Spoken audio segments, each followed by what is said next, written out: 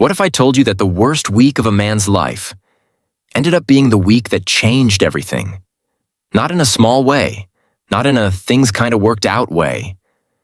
I mean changed, completely, permanently, in ways that still make the people who lived through it shake their heads and whisper, "That couldn't have been a coincidence."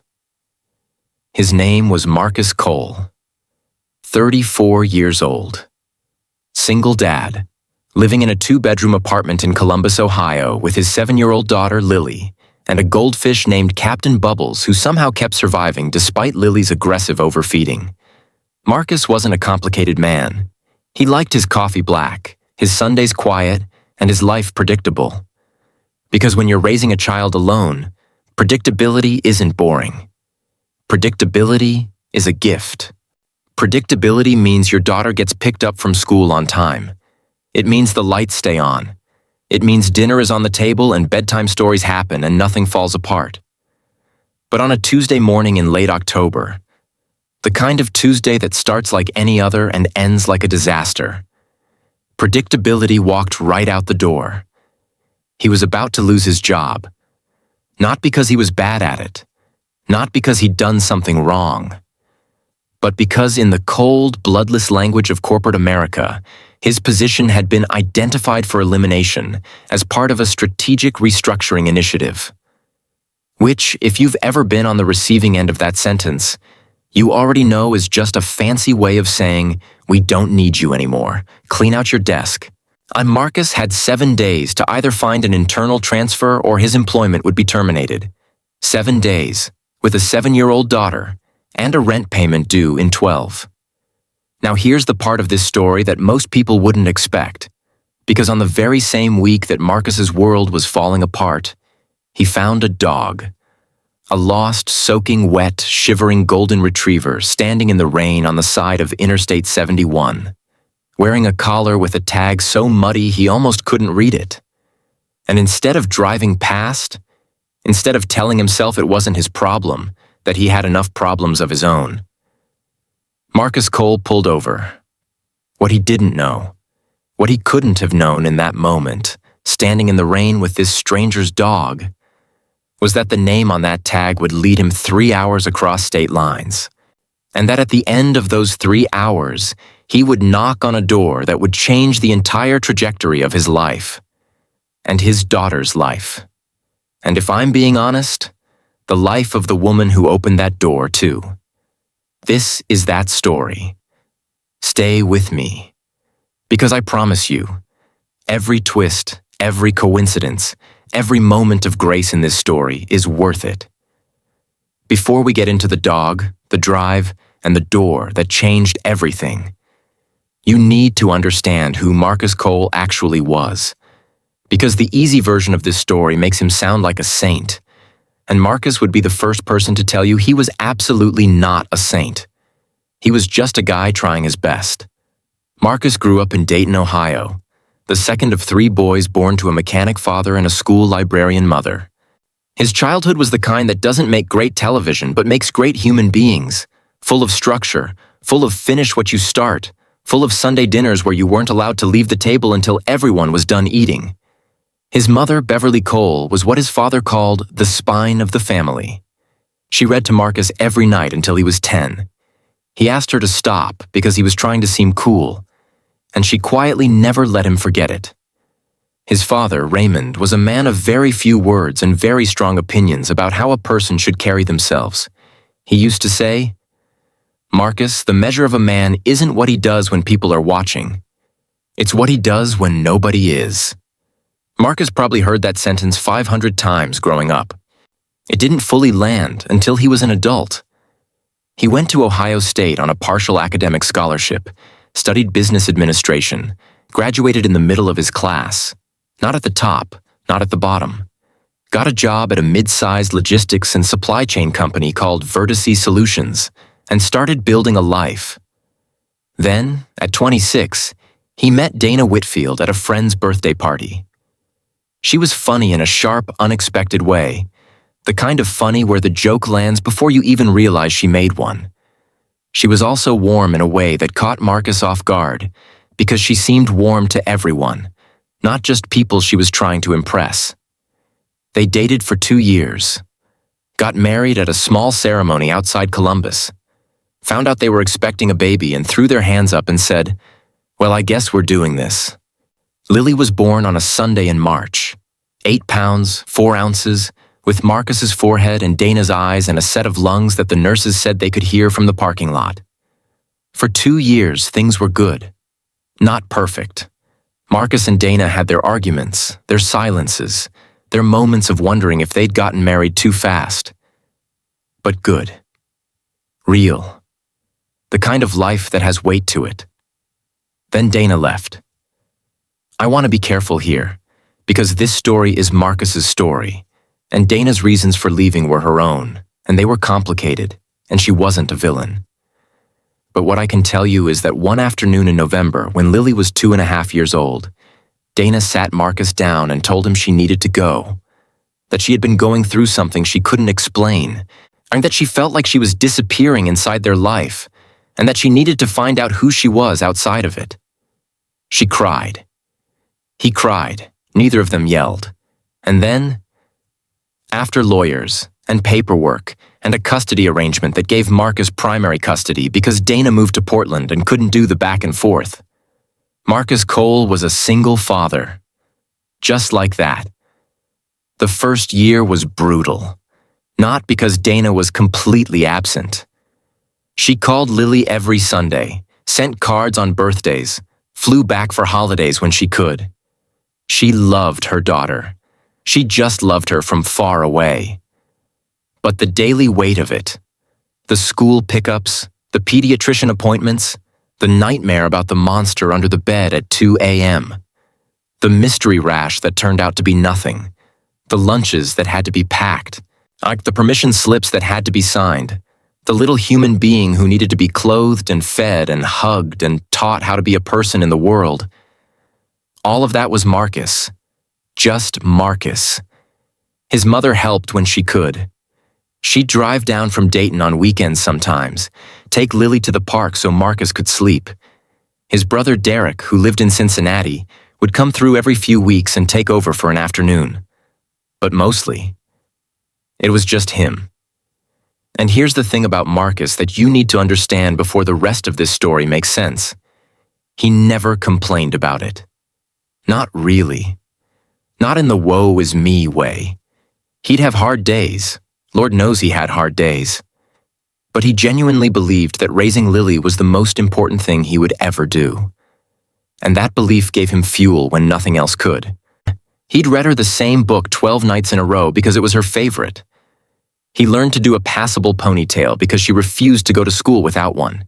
He sat through 4 consecutive viewings of the same animated movie in a single weekend because she was sick with a cold and the movie made her feel better. He was, by every measure, a deeply devoted father. By the time October rolled around, the October of this story, Lily was 7, Marcus was 34, and they had found their rhythm. He'd been at Vertices Solutions for 8 years. He was a mid-level logistics coordinator, not glamorous, but stable. Good benefits, a manager who liked him, colleagues who respected him, an annual review that always came back with words like reliable, thorough, and team player. He was not a man who expected bad news, and which is maybe why, when it came, it hit him so hard. It was a Tuesday, October 22nd. A gray day, the kind where the sky can't decide between rain and cloud and settles on a grim combination of both. Marcus dropped Lily off at school at 7:45 a.m. She was wearing her ladybug rain boots and her puffy pink jacket, and right before she ran toward the school entrance, she turned back and said, "Daddy, can we have grilled cheese tonight?" He said yes. He watched her disappear through the doors. He drove to work with the radio on, a half-drunk travel mug of coffee in the cup holder, completely unaware that in about 40 minutes, the floor was going to drop out from under him. He got to the office at 8:15, said good morning to 3 people in the elevator, sat down at his desk, opened his laptop, responded to 2 emails, and then his manager, Don Hurley, a round-faced, perpetually guilty-looking man who Marcus had always liked, appeared at his cubicle door and said, "Hey Marcus, can you come with me to the conference room? HR is going to be there too." Nobody ever says those words and means good news. The meeting lasted 22 minutes. Marcus counted later. He didn't know why, but he counted. The HR representative, a woman named Patricia who clearly did not enjoy this part of her job, explained that Vertice Solutions was undergoing a restructuring of its mid-level operations division. Several roles had been identified as redundant following a merger integration. Marcus's position, Logistics Coordination Specialist, Level 2, was one of them. She explained that he would have a 7-day window to apply for any open internal positions. If a match was found, great. If not, his last day would be October 29th, with 2 weeks of severance pay. Don Hurley looked at the table the entire time. Patricia slid a folder across the table. Inside was a list of three open internal positions Marcus might qualify for. One was in Memphis, one was in Atlanta, one was a significant step down in title and pay, located on the other side of Columbus. Marcus took the folder. He shook Patricia's hand. He walked back to his desk. He sat down, and he stared at his computer screen for 4 minutes without seeing anything on it. He called his mother from the parking lot at lunch. Beverly Cole listened to the whole thing without interrupting. Then she said, "Marcus, you are going to be okay." He wanted to believe her. He really did. But he had a rent payment due in 12 days. Lily needed new winter boots. She'd outgrown last year's. He had $4,200 in savings, 2 weeks of severance, and zero idea what came next. He picked Lily up from school that afternoon and made grilled cheese for dinner, just like she asked. He watched her eat it in 4 enormous bites and then launch into a 15-minute explanation of a disagreement she'd had with her best friend Sophie about whether dolphins or elephants were smarter. He listened to every word. He did not tell her about work. She was 7. She didn't need to carry that. That was his to carry. That night, after she was asleep, Marcus sat at the kitchen table with his laptop open and went through the internal job listings one more time. Memphis. He wasn't moving Lily away from her school, her friends, her life, not for a lateral move. Atlanta. Same problem. Nara in the role wasn't even a guaranteed salary increase. The Columbus demotion. Maybe, if it came to it. If nothing else materialized. He opened LinkedIn, updated his profile, sent 3 messages to former colleagues he hadn't talked to in years. Then he turned off the laptop, washed the grilled cheese pan, and went to bed. He didn't sleep much. Wednesday passed. Thursday passed. He applied for 2 external positions, heard nothing. He applied for the Columbus demotion internally, got an automated acknowledgement. By Friday afternoon, he was anxious in the quiet, controlled way of a man who doesn't want to show fear. He cleaned the apartment obsessively, reorganized Lily's bookshelf, fixed a cabinet hinge that had been loose for 6 months. And then Saturday came, and everything changed. Saturday morning, October 26th. Marcus was driving Lily to her Saturday art class. She'd been taking it for 3 months, loved it obsessively, came home every week covered in paint and radiantly proud. The class was about 20 minutes from their apartment across town. The route took them briefly along a stretch of Interstate 71, just a couple of miles before they exited into the neighborhood where the art studio was. It was raining. Not hard, but steady. That kind of gray October rain that makes everything look slightly defeated. They were on the highway, Lily in the back seat singing something quietly to herself. A song she'd made up, about a princess who was also a scientist. When Marcus saw it, on the right shoulder of the highway, maybe 30 yards ahead, a dog, a golden retriever, soaking wet, standing completely still on the side of the road. I'd watching the cars go by with the particular expression of an animal that is very lost and very frightened but too proud to show it. Marcus's first thought, and he'll admit this freely, was keep driving. He had places to be. He had a daughter in the back seat. He was in the middle of the worst week of his working life, and the absolute last thing he needed was a complication. But then Lily said, from the back seat, "Daddy, Daddy, there's a dog. Daddy, stop." He pulled over. Of course he pulled over. He put the hazards on, eased onto the shoulder, and before he could even put it in park, Lily had her seatbelt off and was pressed against the window, her breath fogging the glass. "Is it okay? Daddy, is it okay? Can we get it?" "Stay in the car," Marcus said. "Let me check." He got out in the rain.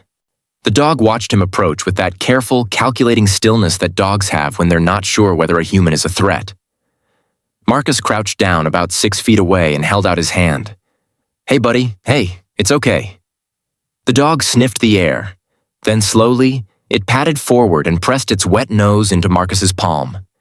Up close, Marcus could see it was a she.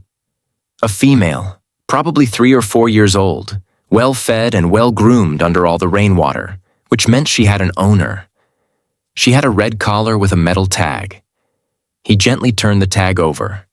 It was muddy, and the rain wasn't helping, but he could make out most of it.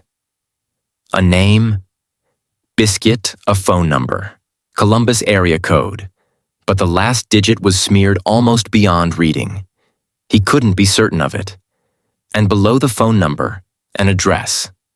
Clear enough, and though the city gave him pause. Cincinnati. Cincinnati was 3 hours away. Marcus stood up in the rain, holding this stranger's dog by the collar, and thought, "Okay, Cincinnati."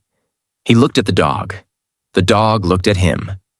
From inside the car, muffled through the closed window, "Daddy I, is she okay?" Now any reasonable person, any rational adult with a 7-year-old in the back seat, a job crisis at home, and a Saturday morning already spoken for, would have called animal control. Or the local humane society. Dropped the dog with professionals who handle exactly this kind of situation and went on with their day. And Marcus knew this. He thought it. He told himself it was the sensible adult thing to do. But then he thought about the address on that tag. Someone, somewhere in Cincinnati, was missing this dog. Was probably searching right now. Was maybe frantic. He thought about his father.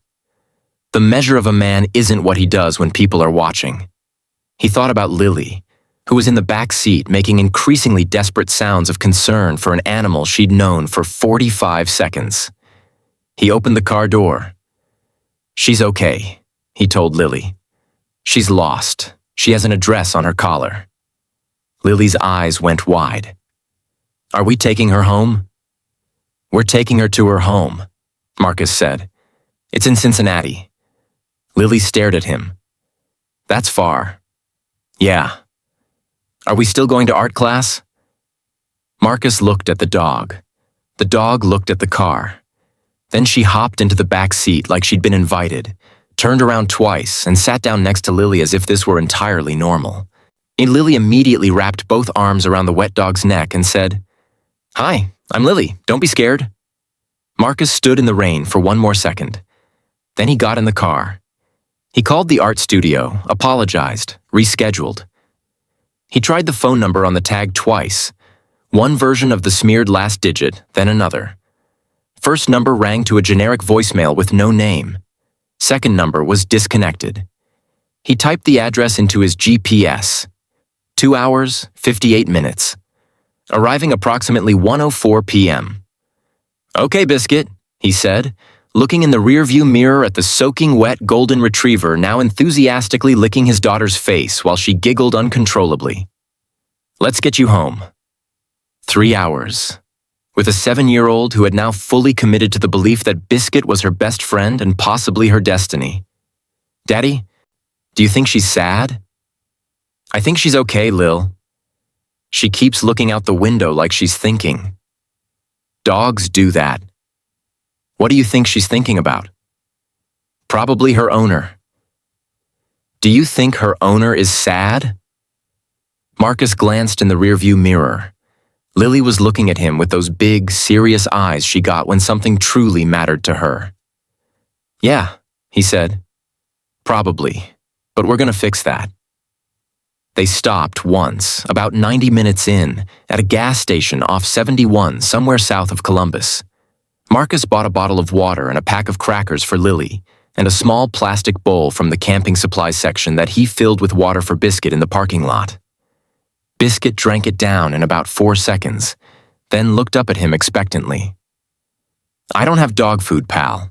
And that's the best I've got." Biscuit licked his hand. Apparently she forgave him.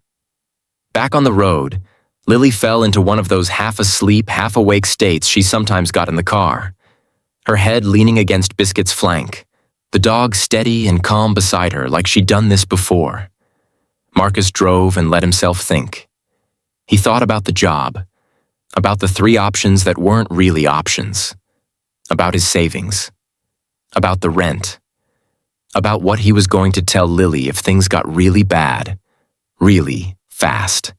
He thought about his father, who had worked at the same auto shop for 31 years without complaint, and about whether that was admirable or whether it was just a different kind of fear. He thought about Dana in Portland, about whether he'd ever call her to ask for help and the fact that he never had, not once. And not because she wouldn't, but because something in him couldn't bring himself to.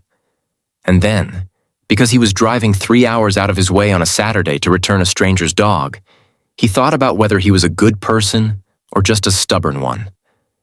Maybe both, he decided. They crossed into the Cincinnati metro area around 12:45. The rain had stopped somewhere around Wilmington, and by the time they were weaving through the city streets, there was even a reluctant patch of October sunlight trying to break through the clouds. Marcus followed the GPS down a series of increasingly leafy streets, through a commercial area, then into a residential neighborhood, then into one of those quiet, distinguished streets where the houses had proper driveways and actual trees in the yard, and not just the decorative twigs you see in newer developments. The GPS said, "You have arrived at your destination." Marcus pulled to the curb and looked at the house. It was a beautiful house. Not ostentatious, not mansion-like, but solidly, gracefully beautiful. A restored Victorian, dark green with cream trim, set back from the street behind a low iron fence. A wide porch across the front, flower beds that someone clearly tended to, though the October flowers were winding down. A small American flag near the door. It was the house of someone who had their life together, was Marcus's instinctive read. The house of someone with deep roots and quiet success. He looked at Biscuit in the rearview mirror. She was awake now, sitting upright, her ears forward, her nose pressed to the window. She knows, Marcus thought. She knows she's home. "Hey, Ged, we're here," he said. Lily woke up with a start, looked around, looked at Biscuit, looked at the house. "She lives here? Apparently."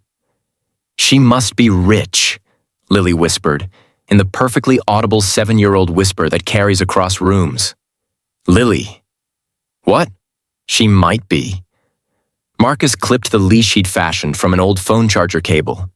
It was improvised and slightly ridiculous, and Biscuit seemed mildly offended by it, and walked up the front path. Lily was right behind him, holding his hand. He rang the doorbell. 20 seconds. 30. Marcus heard footsteps inside. Quick ones, then slowing as they reached the door. The door opened. The woman standing there was not what he expected, which is a strange thing to say about someone you had no expectations of at all. But there was something about her that caught him off guard immediately, in a way he struggled to articulate later. She was maybe 38, 40, medium height. Dark hair pulled back with the distracted looseness of someone who'd been doing something important before they came to the door. She was wearing a University of Michigan sweatshirt, paint-stained jeans, and one sock. The other foot was bare, which for some reason Marcus registered and then immediately forgot about.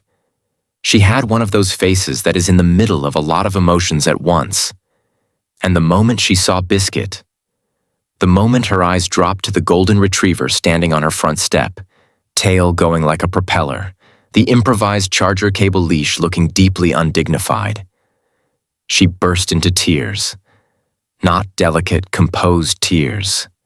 Real tears. The ugly kind. Ma, she said, "Oh my God," about 4 times, and then dropped to her knees right there on the threshold and put both arms around the dog, and Biscuit put both paws on her shoulders and licked her face with the enthusiasm of someone who has a lot to say and finally has the chance to say it. Marcus took a step back. Lily pressed against his leg. She really missed her dog. Lily whispered. "Yeah," Marcus said quietly. "She really did." After about 30 seconds, the woman looked up. Her eyes were red. Her face was a wreck. She was laughing and crying at the same time in the way that only real relief can produce. "I'm sorry," she said. "I'm so sorry. Where did you find her? How did you—" "She's been gone since Thursday night. I have flyers printed. I've called every shelter. I've driven around for 2 days. She stopped, really looked at him, then at Lily, then at the car at the curb with its Ohio plates. "Did you—" She blinked. "Did you drive here? From Columbus?" "We saw her on 71, Marcus said. "Shoulder of the highway. She had your address on her tag." The woman stared at him. "You drove 3 hours, she said slowly, "with your daughter, to return my dog. Her name's Biscuit, right? The tag said Biscuit." The woman let out a sound that was somewhere between a laugh and a sob.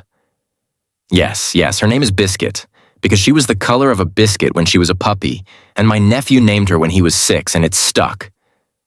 She looked at Lily. "Hi, I love your ladybug boots." Lily looked down at her boots, then back up. "Thank you. Your dog is really nice. She let me use her as a pillow." The woman laughed, a real laugh this time. "That sounds about right." She stood up, wiped her face with the back of her wrist, extended her hand. "I'm Eleanor Voss, and I have no idea how to thank you for this."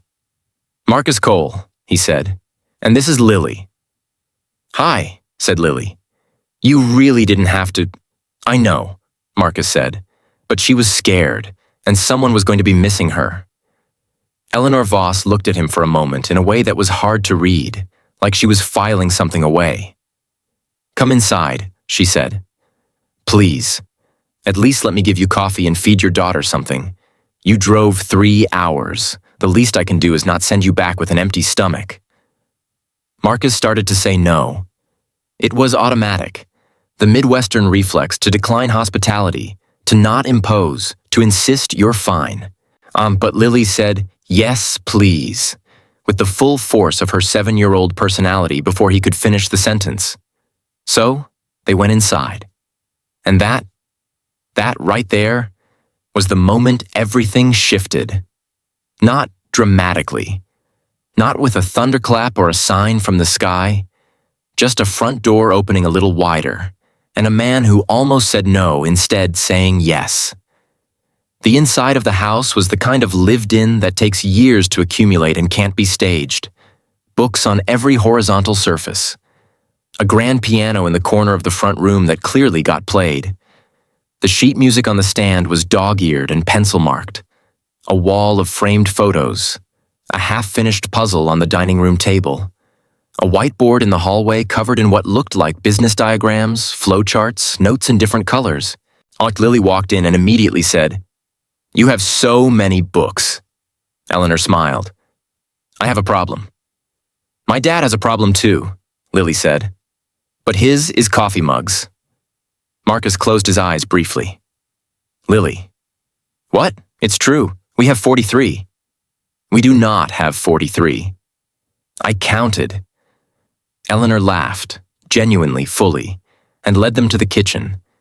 It was a big kitchen, warm yellow walls, copper pots hanging from a rack, a farmhouse sink with a window that looked out onto a garden just going to sleep for winter. She put on coffee, found apple juice and crackers for Lily, set a real water bowl down for Biscuit, who drank from it with enormous dignity, as though the gas station parking lot bowl had been beneath her. "So," Eleanor said, leaning against the counter while the coffee brewed. "Columbus. What part?" "Short North," Marcus said. Oh, I love Short North. There's a bookstore there, Wild Goose. Have you been?" "Lily and I go about once a month. She's working through every picture book in the back section." "I'm on a mission," Lily confirmed seriously, biting a cracker. They talked easily, surprisingly easily, for two strangers. Eleanor explained that Biscuit had gotten out Thursday evening. A delivery driver had left the side gate open, which Biscuit had apparently been waiting years for. She'd spent Friday and all of Saturday searching. She'd been about to call her brother in Cleveland to come help. Marcus told her where exactly they'd found Biscuit on the highway, and Eleanor's face went a shade paler. "On the interstate itself?" "Shoulder, but yeah." She reached down and gripped the dog's ear gently. "You ridiculous animal." Biscuit wagged, and then Eleanor poured 2 mugs of coffee, slid one across the island to Marcus and said, "What do you do? In Columbus?" And here is where the conversation changed, because Marcus paused. Just half a second. The kind of pause that says something is complicated here before the words do. "Logistics coordination," he said.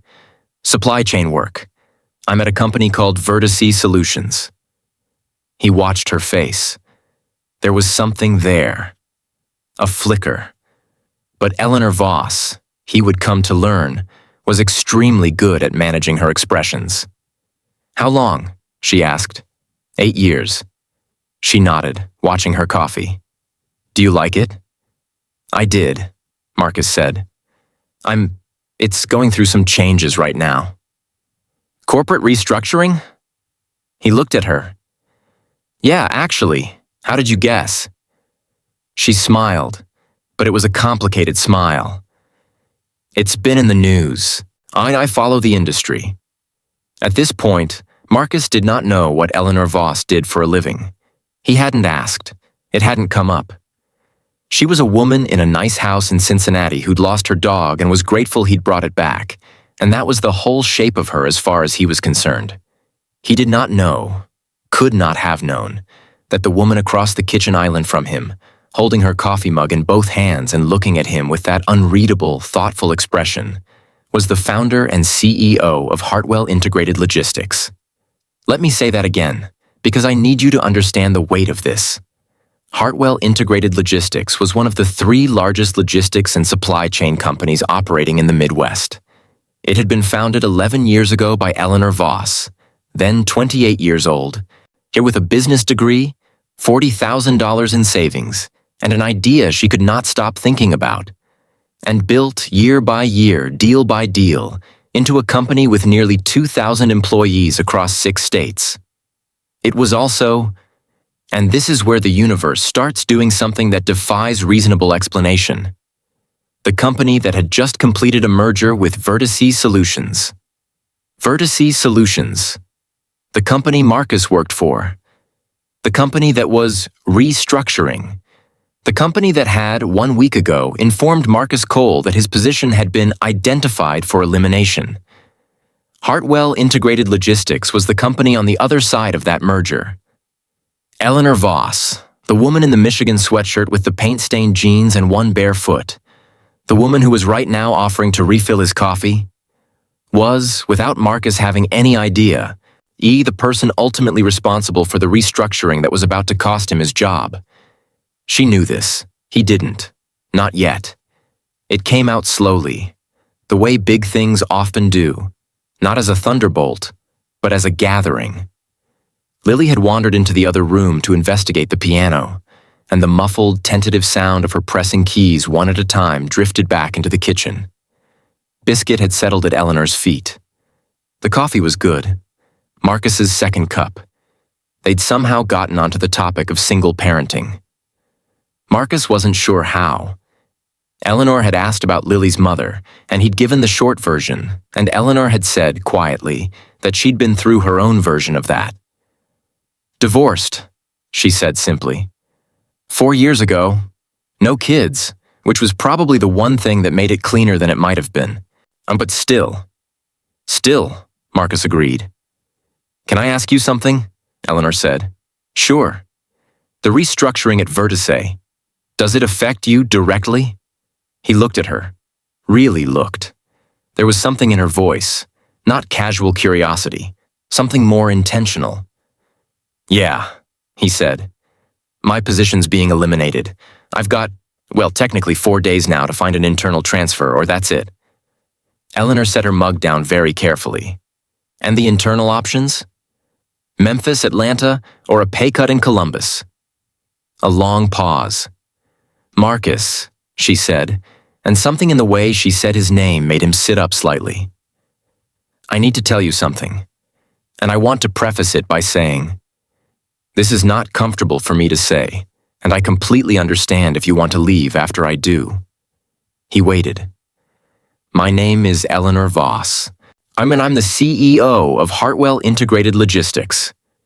The words landed one at a time. Marcus stared at her. She continued steadily. Hartwell completed the merger with Vertice Solutions 8 weeks ago. The restructuring you're living through right now, the role eliminations, the position reviews, that came out of the integration process. It came out of decisions that I ultimately approved. Silence. From the other room, the sound of Lily pressing the same piano key 4 times in a row. You're the one, Marcus started. I didn't know you, she said quickly. I want to be clear. I don't make those decisions at the individual level. I'm not in the room when specific positions are reviewed. But the framework, the directive, the structure that produced the outcome you're experiencing, that came from my company. From me. It's at the macro level. Marcus was quiet for a long moment. Then, because he was Marcus Cole and not a man given to performance. Well, he said. That's something. Eleanor exhaled. I'm sorry. I know this is... You didn't know, he said. When I got here, you didn't know. You couldn't have. No. I didn't know until you said Vertice Solutions. He nodded slowly, looked at his coffee mug, looked up. Can I ask you something now? Yes, she said. Is there any version of this where my position gets reconsidered? Or is it already done? Eleanor Voss looked at him for a long moment. And later, months later, in interviews and conversations about this story, she would say that what she saw in that moment wasn't desperation. It wasn't pleading. It was a man asking a direct question and waiting, calmly, for a direct answer. And the composure of someone who had learned to handle hard things without falling apart in front of them. The position itself is done, she said honestly. The role as it existed at Vertice is being absorbed and restructured. That's not reversible. He nodded, didn't look away. But, she said, Hartwell has needs that Vertice's integration has created. We have open roles that haven't been posted yet. Roles that need people with institutional knowledge of Vertice's supply chain architecture. She paused. How good are you at your job, Marcus? Not what's your resume like. Not where did you go to school. How good are you? Marcus almost smiled. I'm very good at my job. What would your manager say? I can give you Don Hurley's number right now. For the first time since the revelation, Eleanor Voss smiled. I'll take it. From the other room. Daddy, there are 88 keys on a piano. I counted. Marcus closed his eyes, smiled despite everything. She's incredible, Eleanor said softly. She is, Marcus said. She really, really is. Let me be honest with you, because this story deserves honesty, and you deserve it. What happened next did not happen in a single afternoon. I want you to have the real version, not the movie version. Eleanor Voss did not look at Marcus across her kitchen island and say, You're hired. It wasn't that simple, and it wasn't that fast, and if it had been, it would have been the wrong story. What she did was this. She took his number. She called Don Hurley on Monday morning. She asked, specifically and deliberately, about Marcus Cole, his work, his reliability, his 8 years at Vertice. Don Hurley, to his credit, did not give a glowing reference just because his boss's boss was asking. He gave an honest one, and the honest one happened to be excellent. On Wednesday, 3 days before Marcus's last day would have been, Eleanor had her VP of Operations, a formidable woman named Carol Ashby, call Marcus directly. Not for a courtesy conversation, for an actual working interview. 2 hours. Deep dive into logistics coordination, supply chain problem solving, his experience with Vertice's systems. Marcus sat at his kitchen table, Lily at school, and gave the best 2 hours of professional thinking he had ever done in his life. On Thursday, Carol Ashby called back. "Mr. Cole," she said, "we'd like to offer you a senior logistics integration specialist position at Hartwell. It's a new role. We're building the team from the ground up. The salary is..." She named a number. It was $18,000 more per year than he'd been making at Vertice. Marcus sat with the phone against his ear and stared at the water stain on the kitchen ceiling that he'd been meaning to look at for 6 months. "Can I have 24 hours?" he asked. "Of course," Carol said. He called his mother. Beverly Cole picked up on the second ring, and when he told her, all of it, the dog, the drive, the house, the CEO, the interview, the offer, she was quiet for so long that he thought the call had dropped. Then she said, "Raymond always said it." "I know, Mom," Marcus said. "The measure of a man is what he does when nobody's watching," he finished. "I know." "Well," Beverly said, "somebody was watching, baby." He accepted the offer the next day. Here's what the year that followed looked like. Marcus started at Hartwell Integrated Logistics in mid-November. The role was genuinely demanding, building integration frameworks between Vertice's legacy systems and Hartwell's infrastructure, but it was the kind of demanding that Marcus was built for. He was good at it. Within 4 months, Carol Ashby was calling him one of the strongest additions to the integration team. He kept the apartment in Columbus. Lily stayed in her school, kept her friends, kept her Saturday art classes. He paid December's rent on time. He bought Lily winter boots, good ones, with room to grow. Captain Bubbles the goldfish survived another 6 months, and then finally succumbed to the laws of nature and goldfish biology. There was a small funeral in the bathroom. Lily cried. Marcus held it together until she was asleep, and then laughed quietly to himself for 5 minutes, alone in the kitchen, in the way you laugh when grief is small enough to hold. Eleanor Voss and Marcus stayed in touch. Not immediately. There was a professionalism to maintain, a workplace dynamic to be careful about. But over time, through company calls and then email threads about work problems, and then eventually a phone call that was just 2 people talking, they became friends, real ones. And I'll leave it there because some things belong to the people living them and not to the people telling the story. What I will say is this. Biscuit got a new gate latch, a much better one. And sometimes, on weekends when the drive wasn't too much, a little girl in ladybug rain boots would come visit a golden retriever in a greenhouse in Cincinnati. And Biscuit, every single time, acted like Lily was the person she'd been waiting for all along. I want to sit with you here for a minute before we go, because this story could be told as a lucky break, as a coincidence, as a charming set of circumstances that happened to align in one man's favor.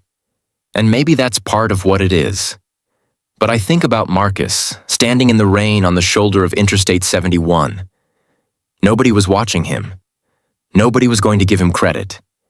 He was in the middle of the worst week he'd had in years. Afraid, probably, in the way that responsible people are afraid when they can't see the next step clearly. And he still stopped.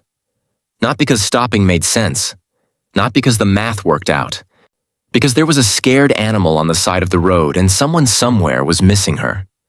I think about his daughter saying, "Daddy, stop," and how, without that voice from the back seat, he might have kept driving. How much of goodness depends on the people around us, pulling us toward the better version of ourselves.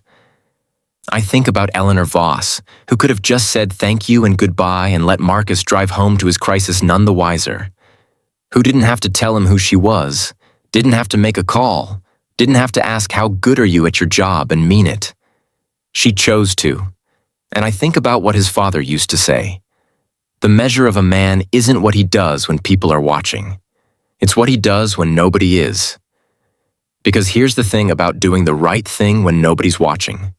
Sometimes, not always, but sometimes, somebody is watching after all. Not literally. But the universe has a long memory for kindness, and it doesn't always repay immediately. But it repays. Pull over when you see the dog. Make the 3-hour drive. Ring the doorbell. You never know what's on the other side of it. Thank you for spending this time with me. If this story moved you, if it reminded you of something or someone or some version of yourself you want to keep being, share it with somebody who needs to hear it today. This has been Crest Stories. I'll see you next time. Hey, if you made it all the way to the end of this one, you are a real one. Thank you. Genuinely. If this story hit you the way it hit me, drop a comment below. I read every single one. Tell me your favorite moment, or tell me about a time something like this happened to you. Because I believe these stories are everywhere. We just have to slow down enough to notice them. Don't forget to subscribe if you're new here. We tell stories like this, stories about real people, real moments, real grace. Hit the bell so you don't miss the next one. And until then, take care of yourselves. Look out for each other. And when you see the dog on the side of the road, pull over.